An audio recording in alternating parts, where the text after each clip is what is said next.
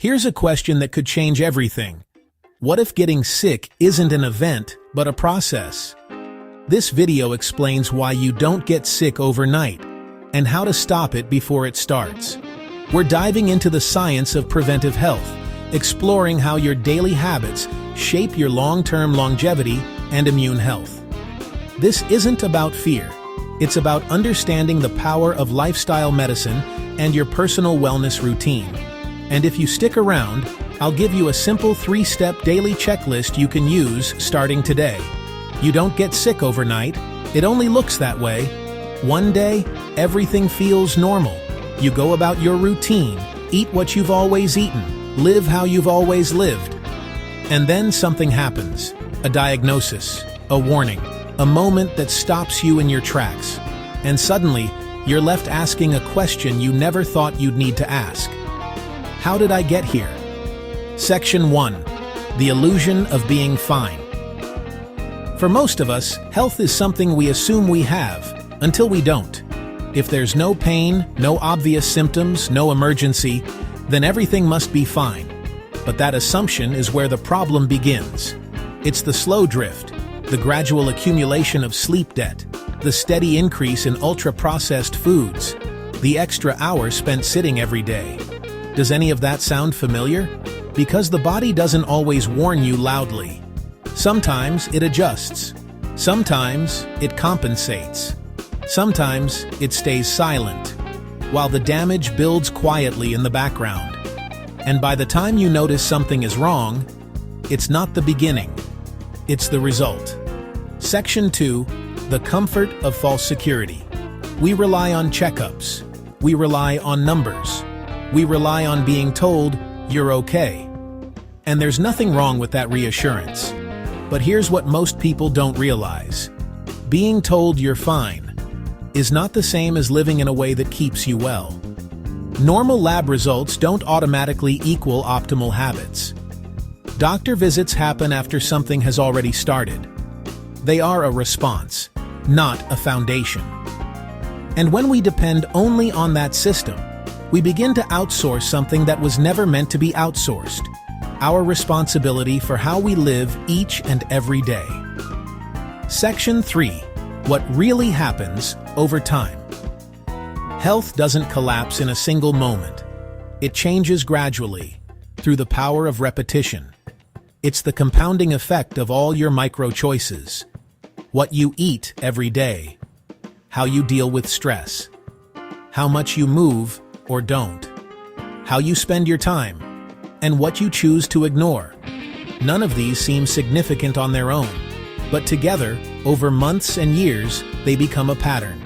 And that pattern becomes your outcome. The hardest part isn't what happens when something goes wrong.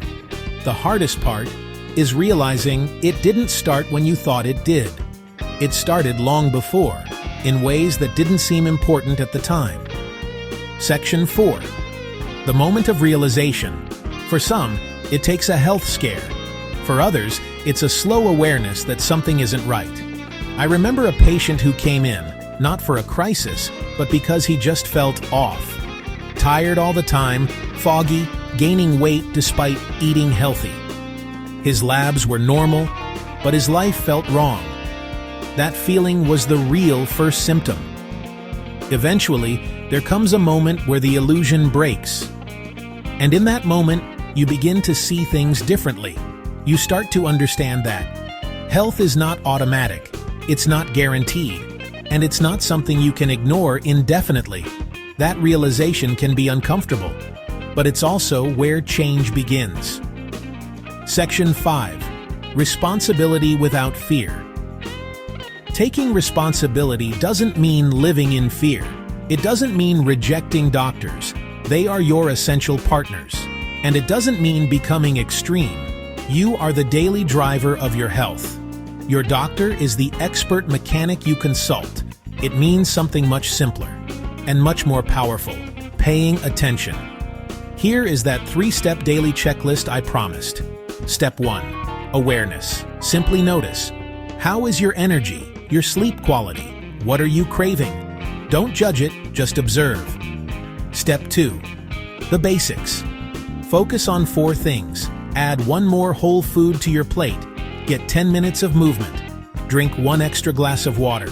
Get a few minutes of morning sunlight. And step 3, boundaries. Create 1 small rule. No screens an hour before bed. No mindless stress scrolling. Swap 1 alcoholic drink for water. Real change doesn't come from 1 grand decision. It comes from what you do consistently, after you know better. Section 6, a different way to think about health.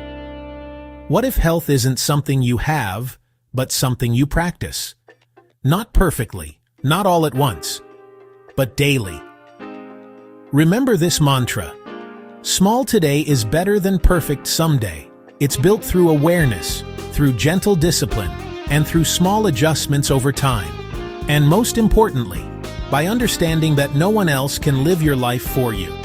You don't get sick overnight, but you also don't become healthy overnight either. Both are built, slowly, quietly, through the way you live. The question is no longer, am I fine? The real question is, how am I living, and where is it leading me? If this made you pause and think, that's the point. To help you turn this awareness into action, stay tuned and watch my other video, especially the Wake Up Call series. For more science-backed micro-habits you can use to build a healthier life, make sure you subscribe and turn on notifications. And finally, to make a commitment to yourself, comment, "I'm in" below to start living with intention. Your health is your story. Start writing a better chapter today.